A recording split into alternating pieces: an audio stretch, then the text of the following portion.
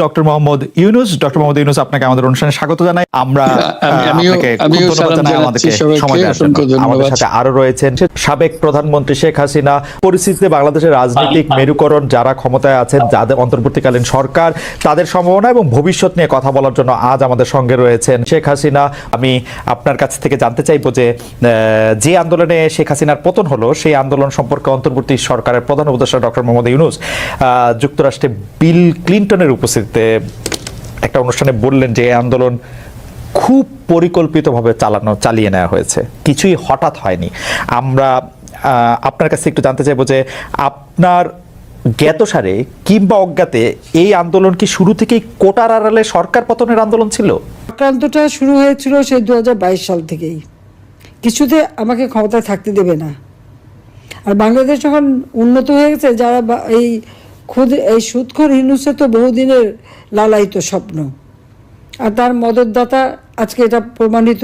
সেই ইউএসএইডের টাকা আর আমেরিকার মদত, পাকিস্তানি আইএসআইয়ের মদত, জঙ্গি, সন্ত্রাসী, খুনি এরা এবং গ্রেনেড হামলাকারী, বিডিআরে আমাদের সেনা সদস্যদের হত্যাকারী, এরাই হচ্ছে তার শক্তির আধার।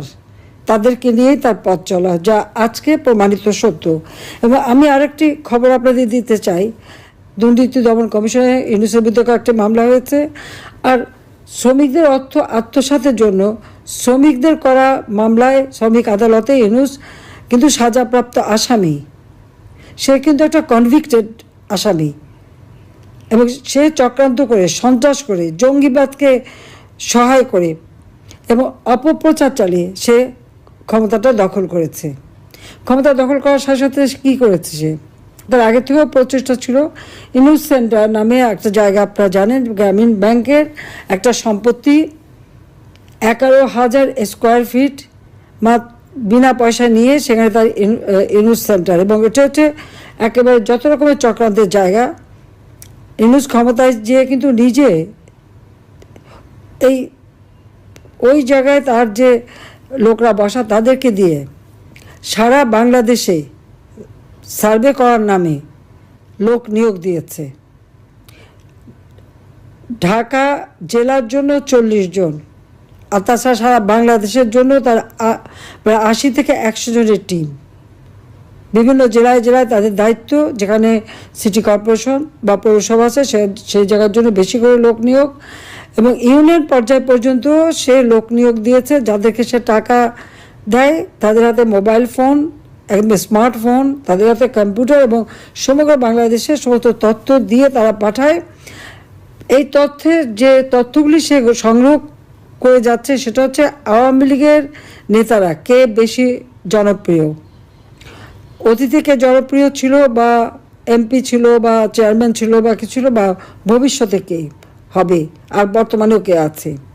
এই সমস্ত তথ্যগুলি সংগ্রহ করা, বিত্তশালী সম্প্রদায় কাকে সমর্থন দেয়, আওয়ামী লীগকে দেয় না কাকে দেয়, তাদের তথ্য সংগ্রহ করা, এবং আওয়ামী লীগ, বিএনপি, জাতীয় পার্টি, জামাত কার কোথায় কি অবস্থা, ভোটের কি অবস্থা, এই সমস্ত তথ্য সংগ্রহ করার জন্য তার কিন্তু এজেন্ট নিয়োগ করা আছে।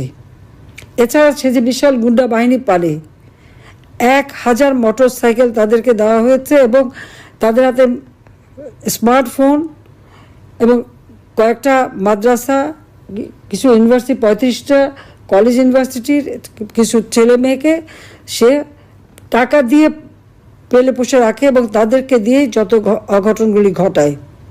এবং এটা যে তার একটা সেই মানে সূক্ষ্ম পরিকল্পনার ফসল, সেটা সে নিজেই বলে ফেলেছে বিল ক্লিন্টনের অনুষ্ঠানে। খুব খুশি মনে হাত বা নাচিয়ে বলল যে এটা এখানে ছাত্র না, জনতো না, এটা হচ্ছে তার ম্যাটিকুলাস ডিজাইন করা মাস্টার মাইন্ড দ্বারা এই এমন ঘটনা ঘটিয়েছে যে শেখ হাসিনাকে ক্ষমতা থেকে হটিয়ে সে অবৈধভাবে জোর করে ক্ষমতাটা দখল করে নিয়েছে, মানে ডাকাতি করে ক্ষমতা নেওয়া, এবং ক্ষমতা নেওয়ার পরে আওয়ামী লীগের উপরে যত রকমের অত্যাচার, আর এই অত্যাচারে আরও উৎসাহিত হয়ে বিএনপি আর জামাত তো আছেই। কারণ জামাতের কথা হচ্ছে, আমরা যুদ্ধাপরাধীদের বিচার করেছি, যেখানে জিয়াউর রহমান যুদ্ধাপরাধীদের মন্ত্রী করেছিল, আর যারা সাজাপ্রাপ্ত আসামি তাদেরও ছেড়ে দিয়েছিল। গোলাম আজম পাকিস্তানি পাসপোর্ট নিয়ে পাকিস্তানি ছিল, তাকে আবার ফিরত এনেছিল। কাজে তাদের আমরা বিচার করেছি, কাজে সেই প্রতিশোধ দেবে। আর জাতির পিতা বঙ্গবন্ধু শেখ মুজিবুর রহমানের হত্যাকারীদেরকে জিয়াউর রহমান ইন্ডেমনিটি দিয়েছিল, দায় মুক্তি, তাদেরও বিচার করেছি। আজকে আপনারা দেখেন 7ই জুলাই 2024 সালে যে আন্দোলন, কই পুলিশ তো কিছু বলেনি আন্দোলনকারীদেরকে, আমরা তো কিছুই বলিনি, বরং তাদের সাথে আলোচনা করা, তাদের পাশে থাকা। মেয়েরা যখন পথে নেমেছে তাদের নিরাপত্তা, ওই মেয়েরা যখন স্লোগান দেয় শেখ হাসিনা পদত্যাগ চায়, আর আমি তখন তাদের নিরাপত্তা দেই যে তাদের জন্য কোনো রকম অসুবিধা না হয়। আজকে তাদের অবস্থাটা কি? এখন মেয়েরা ঘর থেকে বেরোতে পারে না। তারা এমনই আন্দোলন করলো আর এমনই স্বাধীন করে ফেললো দেশ যে এখন নিজেরাই ঘরবন্দি। এখন যাবে কোথায়, তারা কি করবে? আর সেই যেটা কোনো কোটা ইস্যুই ছিল না, সেই কোটা আন্দোলনই বা তাদের কোথায় গেল? আর এখন সপ্তদলীয়করণ, এই অস্ত্র লাঠি সোটা নিয়ে চিফ জাস্টিসকে পদত্যাগ করতে বাধ্য, জজকে পদত্যাগ করতে বাধ্য। কোনোদিন এই অবস্থায় কখনো বাংলাদেশকে ভাবতে পারেনি। শিক্ষকদের চাকরি থেকে বের করে দিচ্ছে, ইউনিভার্সিটি, কলেজ, স্কুল সব জায়গায় ছাত্রছাত্রীদের অপমান করাচ্ছে, প্রতি পদে পদে চরমভাবে মানবাধিকার লঙ্ঘন করে যাচ্ছে। বাড়িতে ছোট শিশু তা থাকা সত্ত্বেও বাবা মাকে গ্রেপ্তার করেছে, বাবাকে তাকে মাকেও। তো এই বাচ্চাটাকে কে দেখবে? কি হবে তার? 93 জন আইনজীবীর বিরুদ্ধে মামলা তারা সারেন্ডার করেছে, তাদের জামিন দেবে না। কিছু জামিন দিয়েছে, কিছু দিচ্ছে না। মানে আপনি যে বিচার চাইবেন সেই সুযোগটাও নাই। আইনজীবীদের এইভাবে গণহারে মামলা দেওয়া, গ্রেপ্তার করা, পৃথিবীর কোনো সভ্য দেশে এরকম ঘটনা ঘটে বলে আমার তো জানা নেই, আমি তো দেখিনি। কাজে বাংলাদেশ আজকে কি? আইনের শাসন নাই, ন্যায় বিচার পাওয়ার অধিকার নাই, নারীদের কোনো স্বাধীনতা নাই। এবারে ঈদে শ্রমিকদের কান্নায় ভরা, 1100 ইন্ডাস্ট্রি বন্ধ, শ্রমিকদের কাজ পায় না। তার উপর আমার আওয়ামী লীগের নেতাকর্মীদের ঘর বা বসত বাড়ি, ব্যবসা প্রতিষ্ঠান, তাদের গরুর খামার, মৎস্য খামার, মুরগির খামার, ফলের বাগান সবই ধ্বংস, দোকানপাট যা ছিল একেবারে সব ভেঙে চুরে লুটপাট করে জ্বালিয়ে পুড়িয়ে নিঃস্ব করে দিচ্ছে। কেন? আওয়ামী লীগ যেন আর কোনোদিন মাথা তুলে দাঁড়াতে না পারে, এটাই তাদের চেষ্টা। হাজার হাজার ছাত্রছাত্রীরা আজকে লেখাপড়া করতে পারে না, ডিগ্রি কেড়ে নেয়, তাদেরকে পড়াশোনা করতে দেবে না। একটা মেয়ে পরীক্ষা দিতে গেল, তাকে কিভাবে লাঞ্ছিত করলো, তাকে যারা মারলো, চুল ধরে টেনে মাটিতে ফেললো, পুলিশ দাঁড়িয়ে থাকলো, সেনাবাহিনীর সদস্য দাঁড়িয়ে থাকলো, অপরাধীদের কিছুই বললো না। আর যে মার খেলো সেই মেয়েটাকে ধরে নিয়ে জেলে পড়লো। এই পুলিশ, সেনাবাহিনী হোক, প্রশাসন হোক, জনগণের ট্যাক্সের টাকা তারা বেতন পায়। আর তাদের সকলেরই আমি কিন্তু জীবনমান উন্নত করে দিয়েছি, বেতন ভাতা বাড়িয়ে দিয়েছি। কিন্তু এখন কি দেখলাম, তাদের কাছ থেকে জনগণ ন্যায় বিচার পেতে পারে না। এটা কোন ধরনের অবস্থা? একটা ইউনিয়ন পর্যন্ত এজেন্ট লাগিয়ে দিয়ে হাজার হাজার টাকা কোটি টাকা খরচ করে ইউনুস এখন কীভাবে আওয়ামী লীগ, 14 দল, মুক্তিযোদ্ধা, তাদেরকে নিঃস্ব করে দেওয়া, তাদেরকে ধ্বংস করে দেওয়া, সেই চেষ্টাই করে যাচ্ছে। আর তার দোসর জঙ্গি, সন্ত্রাসী, খুনি, দুর্নীতিবাজ, অবৈধ অস্ত্রধারী এবং জেলখানা থেকে তাদের সবাইকে মুক্তি দিয়েছে। গ্রেনেড হামলাকারী থেকে শুরু করে কেউই বাদ নেই, মুক্তি দিয়ে জেল ভরে ফেলেছে আমার আওয়ামী লীগের নেতা কর্মী দিয়ে। সবচেয়ে বড় কথা, পিটিয়ে মানুষ হত্যা করা, এমনকি আইনজীবীকে পিটিয়ে হত্যা করলো, মাথায় কোপানো, মানে বর্বরতা।